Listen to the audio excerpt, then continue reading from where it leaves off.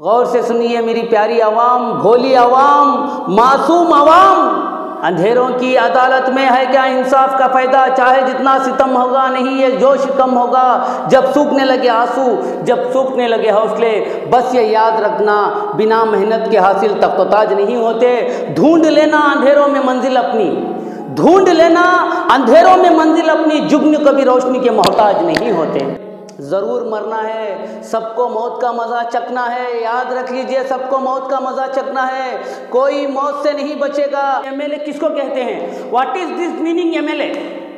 आज हमारे जितने भी मुस्लिम्स लीडरान हैं, जितने भी मुस्लिम्स लीडर्स के कॉन्स्टिट्यूंसी हैं, वहाँ पर कितने बच्चे आईपीएस हुए, कितने बच्चे डॉक्टर हुए, कितने बच्चे टीचर्स हुए, पता है आपको? हाँ, उनके घरों की हालत देखिए, उनके मोहल्लों की हालत देखिए। जहाँ से गंदगी शुरू होती है वहाँ से हमारे मोहल्ले शुरू हो जाते हैं। सही, जिसको मालूम है, जिसको पता है एमएलए का काम क्या है, उसको एमएलए बनाइए।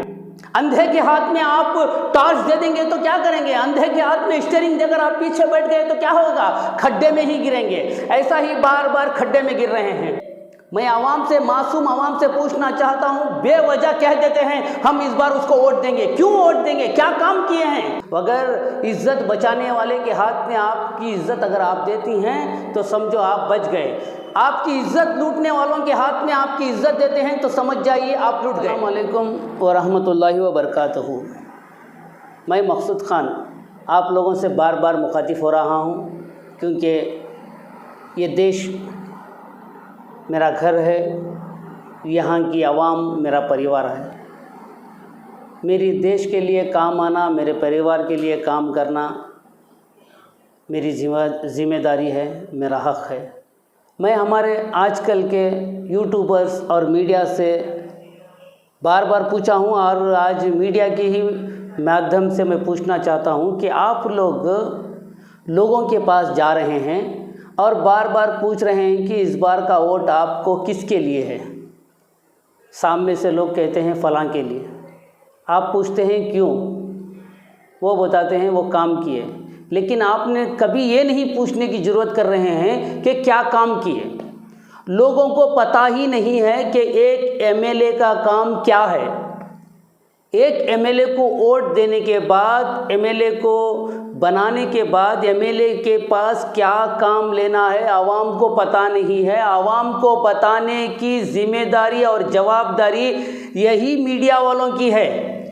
जो आवाम परेशान रहती है, जब आवाम को उनका काम नहीं होता, तब आवाम को आप लोग जाकर बताना चाहिए कि एमएलए का काम ऐसा है, एमएलए ये काम है। या तो आप एमएलए को ही पूछिए। इतने बार बार सारे एमएलएस की, आप सारे लीडरों की आप इंटरव्यू ले रहे हैं, एमएलएस के फलां काम बोल रहे हैं, लेकिन आप पूछिए उसी एमएलए से कि एमएलए बनने का मतलब क्या है, एमएलए बनने के बाद क्या काम करना है। उसी एमएलए से आप कभी पूछे हैं? नहीं पूछे हैं। मैंने किसी से कहा, भाई आपके मोहल्ले में, आपके कॉन्स्टिट्यूंसी में आपके एमएलए कैसे हैं? उसने कहा बहुत अच्छे हैं। मैंने पूछा कैसे अच्छे हैं? उसने कहा बार बार आते हैं। वो आदमी को ऐसा लगा है, वो आदमी की समझ में ऐसा है, सिर्फ एमएलए आकर जाने का ही नाम एमएलए है बोलकर, एमएलए का काम यही है बोलकर वो समझा है। इन लोगों को, आवाम को बताना और समझाना किसकी जिम्मेदारी है? मीडिया की जिम्मेदारी है। सदियों से, सालों से बार बार लोग लीडर बन रहे हैं, एमएलए बन रहे हैं, फलां बन रहे हैं, लेकिन जनता की, आवाम की हालत वैसी ही है। बेबस हो गए हैं, मजबूर हो गए हैं। ना अच्छी स्कूलें हैं, ना अच्छी सड़कें हैं, ना गवर्नमेंट अच्छी हॉस्पिटलें हैं। यहाँ तक कि गवर्नमेंट हॉस्पिटलें भी ऐसी हैं, कहीं वो गवर्नमेंट हॉस्पिटल के पास एक इमरजेंसी पेशेंट गया तो वहाँ पर वो लुटेरे लोग खड़े कर रहते हैं, ब्रोकर लोग। वो उसी गरीब मजबूर लोगों को जो है प्राइवेट हॉस्पिटलों में शिफ्ट कर देते हैं पैसों की वजह से।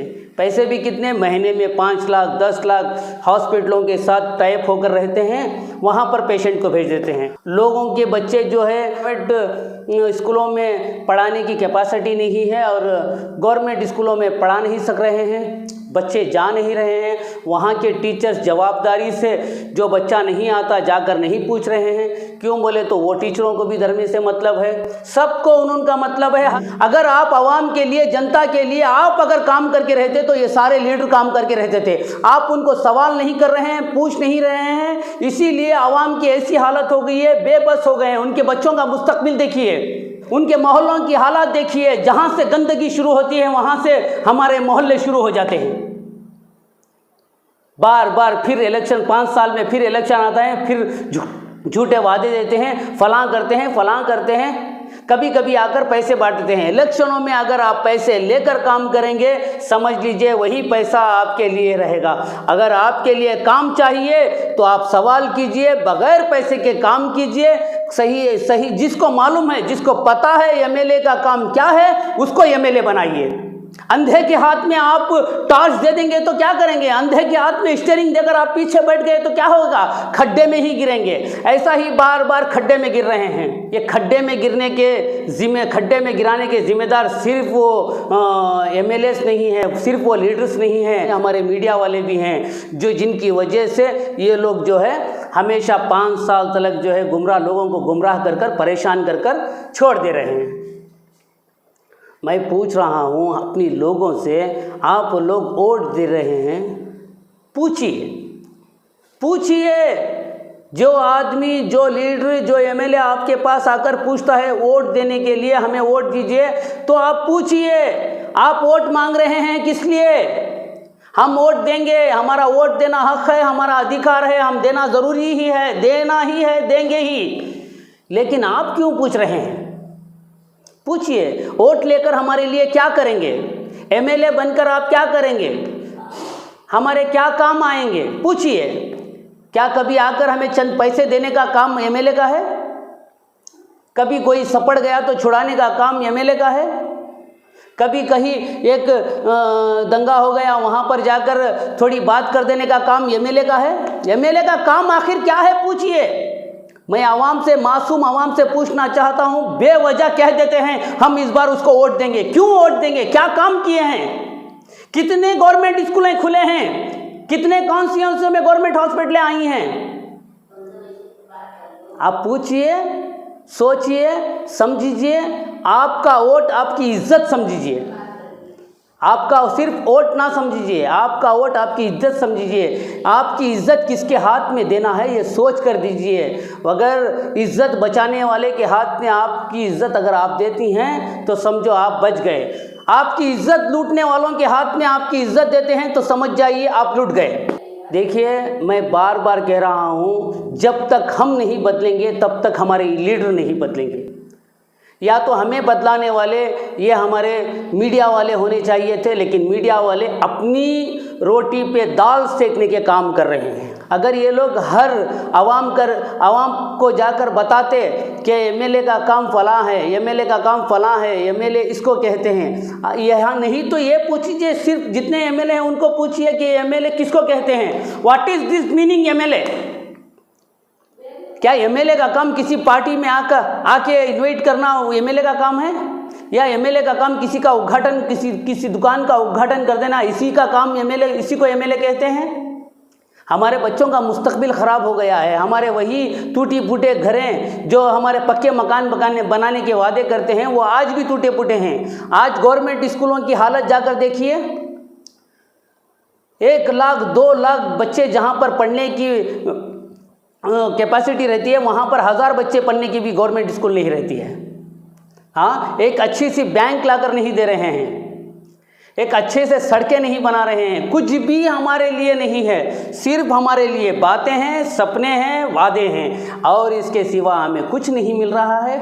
फिर बातों में, तसल्लियों में 5 साल बीत जाते हैं। फिर 5 साल के बाद किसी ना किसी तरीके से, किसी ना किसी वजह से हमें डराते हैं। वो आ गया तो फलां हो जाएगा, ये आ गया तो फलां हो जाएगा, वो आ गया तो फलां हो गया। आज हमारे जितने भी मुस्लिम्स लीडरान हैं, जितने भी मुस्लिम्स लीडर्स के कॉन्स्टिट्यूंसी हैं, वहाँ पर कितने बच्चे आईपीएस हुए, कितने बच्चे डॉक्टर हुए, कितने बच्चे टीचर्स हुए, पता है आपको? कितने बच्चों को गवर्नमेंट जॉब मिले?